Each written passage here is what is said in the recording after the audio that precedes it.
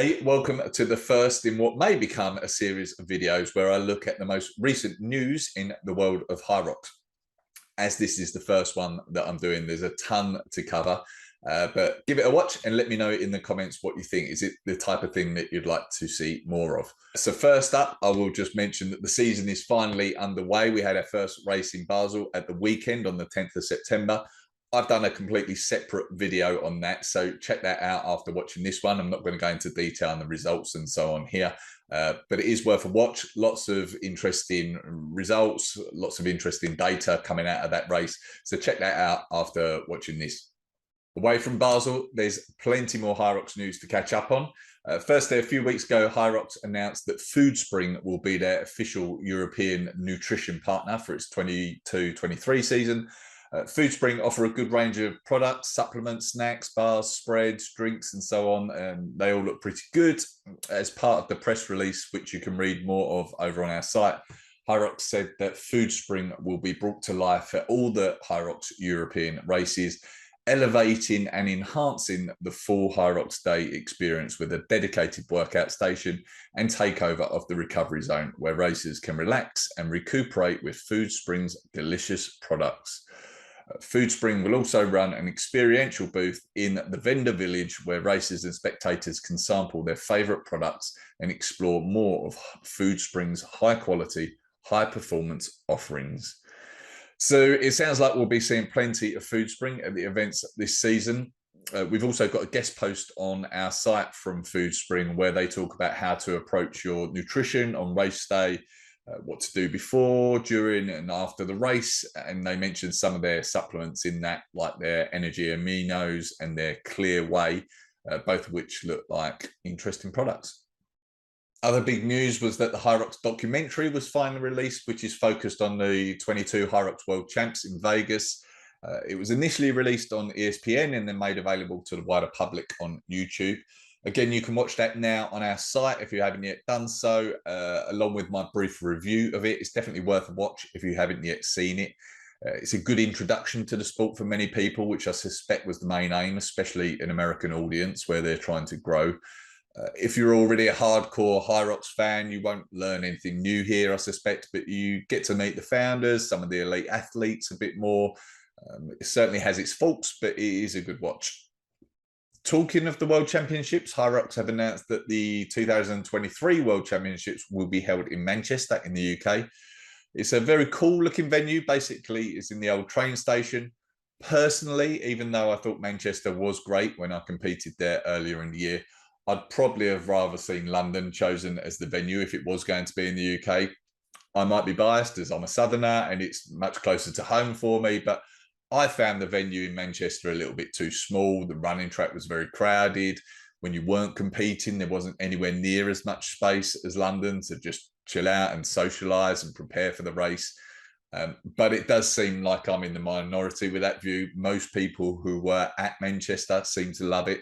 They say it's the best UK event that they've done. So take what I say with a pinch of salt.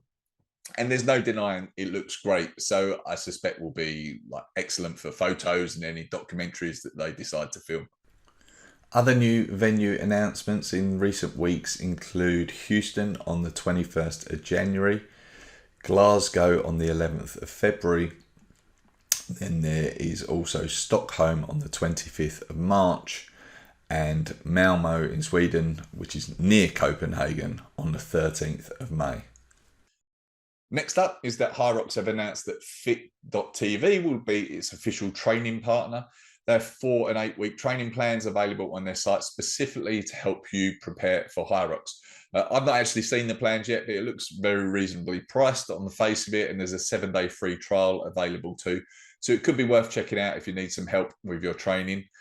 Previously, HYROX did have some free training plans available on their website, but following their site revamp, which is another piece of news, the free plans have disappeared. I suspect because they want to push people towards either these FiiT training plans or encourage people to work with the coaches in HYROX affiliated gyms, which I guess makes sense from a business standpoint, though obviously isn't ideal if you were benefiting from the free plans on the website. The next piece of news is coming out of HYROX America, and that's firstly that some of the running track for the New York event on the 1st of October will be held outside. So this is a first for HYROX. All the events have been held completely indoors up to now, but it sounds like this is changing with New York. I personally quite like the thought of running outside in a HYROX, assuming it's not raining and not too hot, which it shouldn't be in October. I think it would probably be nice to get outside on the runs. It can get very hot, obviously, inside the halls at HYROX. So if it is reasonably cool outside, there might be an advantage for athletes in getting a decent time in New York. We'll have to see. And at the same event, there's a collaboration that's been announced with HYROX, and athletes can enter into a HYROX Open division where the guys will wear a 20-pound HYROX weighted vest and women will wear a 14-pound one. So let us know in the comments what you think about this. Good, bad, indifferent? Let us know. On to the HYROX rulebook next, where there's an interesting change regarding the doubles. Men and women doubles have always competed at the open weights, i.e. not the pro rates. That sounds like it's going to continue, but at the World Championships, they will need to use the pro weights. Let us know in the comments what you think of this. Is it a good decision? From my perspective, I don't really have any issues with doubles competing at the pro weights, but I think it could be questioned whether it makes sense that you qualify for the World Championships using one set of weights and then need to compete in the World Championships at a different weight.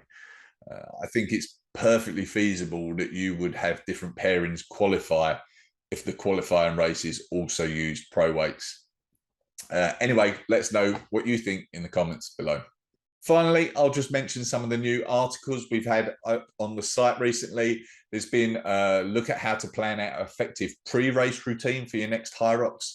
I've looked at some of the most memorable HYROX moments to date, and we've put together a really useful article on tips and tactics for the HYROX doubles. You can check them all out now at roxlife.com, as well as all the new YouTube videos we've recently been adding, which include an interview with Linda Meyer just after she broke the women's pro world record, and with Dina Hogan, who talks about her training for HYROX and how she's transitioned into the sport from triathlon. Okay, I think that's everything. Please let me know in the comments what you thought of this. Is it something that you'd like to see more of? Is it useful? Please also give the video a like, subscribe to our channel if you've not done so already, and I will talk to you again soon.